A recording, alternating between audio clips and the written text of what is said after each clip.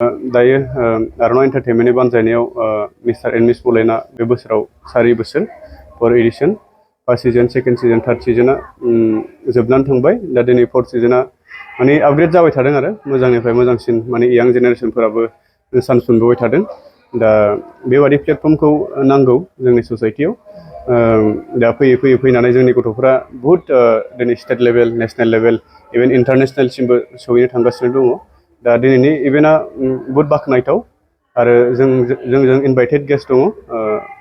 Mister tourism world त्रिपुरानिफ्राय Mithun देब Burma Manika कंजेम्बाम मणिपुरनिफ्राय बियो माबा इन्डियाखौ represent खालामगोन मिस कन्टिनेन्टेल वर्ल्ड तुर्की ओमफ्राय रिदिमाया दं मेघालयनिफ्राय मिस इन्डिया आरो इनभाइटेड सासे मिस इन्डिया दंबावो मुम्बाइनिफ्राय PR दा श'आ मोजाङै मोजां जोबनानै थांबाय आरो साक्सेसफुल जाबाय आरो बेसेबांसो बाहागो लादोंमोन बेयाव गासै बाहागो लानायावहाय जोंनाव गासै अडिशन होनायाथ' 200-300निबो बारा 200-300निबो बारा अडिशन होदोंमोन दा बेनि गेजेराव मिस्टार मिस केटागरिया जोंना 18 इयार्सनिफ्राय जों 21 इयार्ससिम लानाय जायो बेनि गेजेराव जोङो मिस्टारखौ 15 मिसखौ 15 सेलेक्ट खालामदों माखासेखौ जों रिजेक्ट खालामदों आरो टिन केटागरियावबो जों बिदिनो सेम टिन केटागरियाव जों 11निफ्राय 17 इयार्ससिम लानाय जायो बेखौबो जोङो 15 कन्टेस्टेन्ट लादों आरो किड्सआवबो जोङो 5 इयार्स to 10 इयार्स लानाय जायो बेखौबो 15 होमबा 30, 40, 45 ओमफ्राय मिसेसखौ 15 लादों 55खौ जों सेलेक्ट खालामदों आरो 200सो अडिशन होनायनि गेजेराव बबेनिफ्राय बाहागो लादों बाहागो लानायाथ' जोंना थांनाय बोसोरावथ' मणिपुरनिफ्रायबो दंमोन थांनाय बोसोराव वेस्ट बेंगलनिफ्रायबो दंमोन ओमफ्राय नैबे बोसोराव जोंनाव अल अभार आसामनिफ्राय दं आरो जेरै सनितपुर दरं धुबरी क'क्राझार बाक्सा चिरां उदालगुरि तामुलपुर मोनफ्रोमबो डिस्ट्रिक्टनिफ्राय दङ माखासे सिजनावथ' जोंनाव कार्बि आलंनिफ्रायबो दंमोन खिन्थु नैबे बोसोराव कार्बि आलंनिफ्राय फैयाखै आरो गोबां उन्दै बादायारिफ्रा बाहागो लादों पारफरमेन्सखौ माबायदि मोननो हादों दा दिनै बुंनो थाङोबा नैबे प्लेटफर्मनि गेजेरजों आं मोनदांनो हादोंखि जोंनि गथ'फोराबो मडेलिं इन्डास्ट्रियाव बुहुत गोसो दंसै आरो आं प्रेक्टिकेलि नुबाय गथ'फोरा माने बुहुत डेभेलप जाबाय आरो फैबाय थानाय समाव जोंनि गथ'फोरा नेसनेल इन्टारनेसनेलाव कम्पिट खालामनो हानाय बिसिनावहाय बै साहसआ फैगासिनो दं आरो बुहुत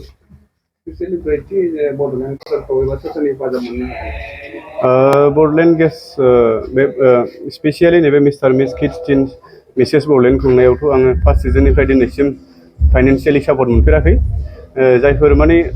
दङ माखासे कालसारखौ मोजां मोनग्रा अननानै एसे एनै डनेसन हरो बेजोंनो आं खुङो आरो बेखिनियानो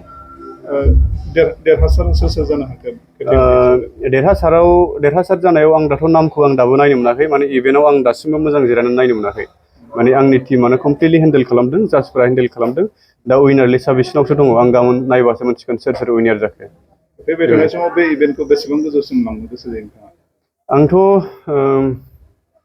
जुदि आं सापर्ट मोनोबा आरो आं रासिन आपग्रेड खालामबावनो हागोन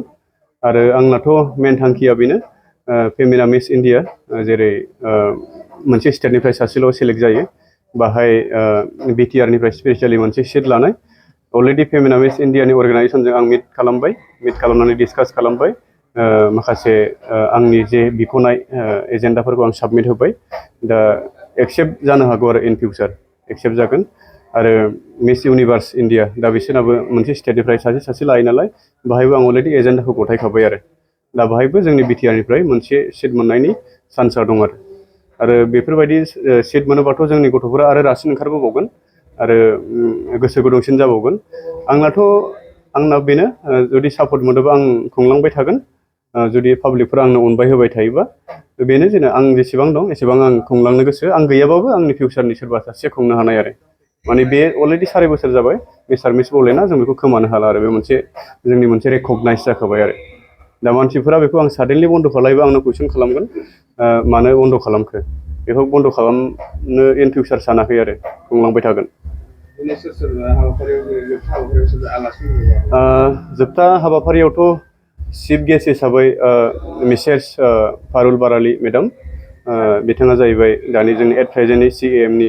वाइफ एन्ड मान्दार हेन्डलुमनि अनार मेडाम दङ ओमफ्राय जों स्रां बरगयारि जायखौ जों बर'नि कमेडियान फैला बरगयारि होननानै बुङो बिथां दङ ओमफ्राय उइलसन हास्टा BTRनि EM दङ ओमफ्राय गुरु पबित्र बर' सेन्ट्रेल बिसानि जेनेरेल सेक्रेटारि, बेजों लोगोसे दङ पंकज लाहारि, बर' फिल्मनि मस्ट पपुलार डाइरेक्टर, आरो बेजों लोगोसे दङ आबरिया ब्रह्म। आबरिया ब्रह्म आरबि फिल्म प्रडाक्सननि अनार आरो प्रडिउसार, आरो बेजों लोगोसे दङ बर' हारिमु आफादनि आगयनि सेन्ट्रेल एबसुनि एक्स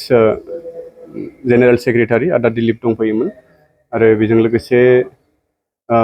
मिस इन्डिया हिसाबैथ' जोंना पिआरआइ थाबाय, आरो माखासे बै जाजफोर बेसोर थाबाय, आरो बेखिनियानो।